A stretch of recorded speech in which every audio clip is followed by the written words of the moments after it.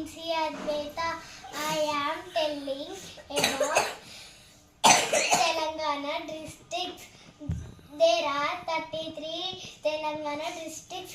Adilabad, Badadri, Kottagudem, Hanumakonda, Hyderabad, Jagitian, Jangon, Jayashankar, Bhupalpalli, Jogulamba, Gadwal, Kamareddy, Karimnagar, Khammam, Komaram, Bhim, Asifabad, Mahabubnagar, Mancheryal, Medak, Medsal, Malkajgiri,